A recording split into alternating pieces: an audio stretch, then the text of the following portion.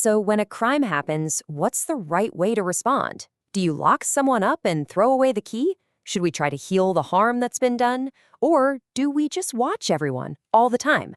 Today, we are going to explore 4 very different answers to this huge question. We'll break down what each policy is and, most importantly, whether it actually works to make our society safer. It's a massive question, right? Every society has to figure this out. And there's no simple answer. Over time, we've come up with some really different strategies. So let's dig into 4 of the big ones. Here's our game plan for this explainer. We're going to start with the classic approach, punishment and prisons. Then we'll look at a totally different idea, reconciliation through restorative justice. After that, we'll get into technological prevention with CCTV, and we'll wrap it all up with the tough-on-crime strategy known as zero tolerance. All right, let's dive right in, starting with the one that probably comes to mind first for most people, putting offenders behind bars. So what is a prison actually supposed to do? Well, according to this definition, it's got 2 main jobs. The first one is pretty obvious. It's about public safety. You incarcerate criminals to keep them away from the public. But that second part is key. It's also supposed to be about the future, about helping them become law-abiding citizens once they get out. And yeah, this official mission statement from the UK's prison service really hammers that point home. It's not just about holding people, it's about preparing them for a law-abiding life. That second piece of the puzzle, the rehabilitation, is absolutely crucial. And as we're about to see, it's also the hardest part to get right. That's the idea anyway. But here's the million-dollar question, the one that really matters. Is this whole approach actually effective in the real world? This slide just lays out the whole debate perfectly. On one side, you've got the arguments for prisons. The idea is that they scare off would-be criminals, they physically stop inmates from committing more crimes while they're inside, that's called incapacitation, and they can offer education and therapy. But on the other side, the arguments against are pretty powerful. We're talking sky-high reconviction rates, exploding prison populations, and the staggering financial cost of this cycle of reoffending. Let's put a number on that reconviction rate, because it is just wow. Almost half of all adult prisoners, 46%, are convicted of another crime within just 1 year of being released. Think about that. Nearly 1 out of every 2 people is back in the system within 12 months. And that failure isn't just a social problem. It comes with a massive, massive price tag. In the UK, the cost of crimes committed by people who are recently released from prison is estimated at £12 billion every single year. Okay, so with numbers like that, it's pretty clear that punishment alone often isn't enough. And that brings us to our second policy, restorative justice, which takes a radically different approach. It shifts the focus from punishment to reconciliation. So what does this actually look like in practice? Well, the most important thing to get is that it's a voluntary process. No one is forced into it.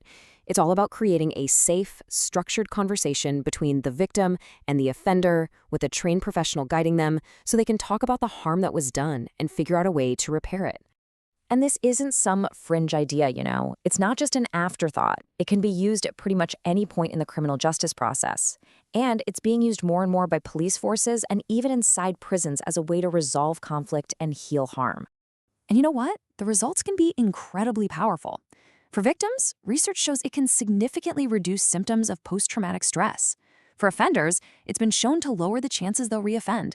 But, and this is a big but, it's not a perfect solution.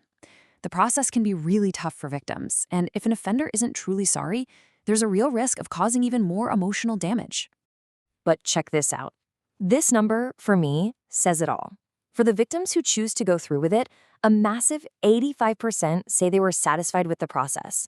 That's a huge indicator that, for the right people in the right situation, this approach can be a powerful tool for healing.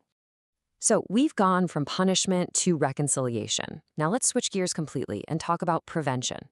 Our third policy is one you and I see every single day, the use of CCTV surveillance. I mean, we see these cameras everywhere, right?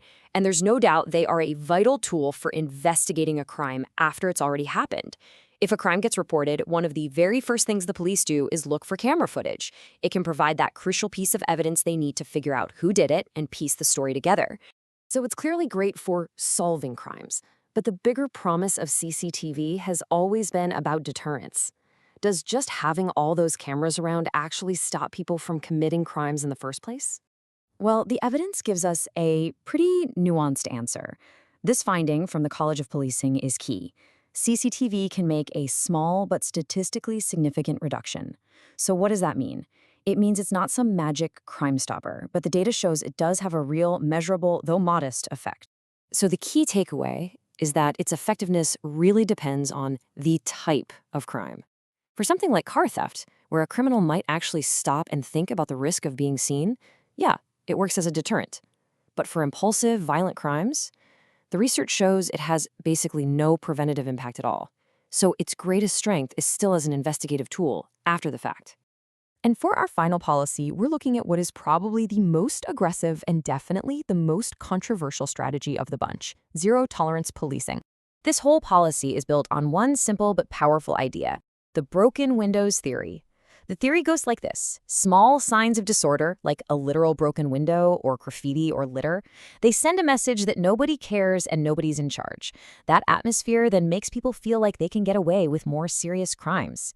So the solution is to have zero tolerance for the small stuff to stop the big stuff from ever starting.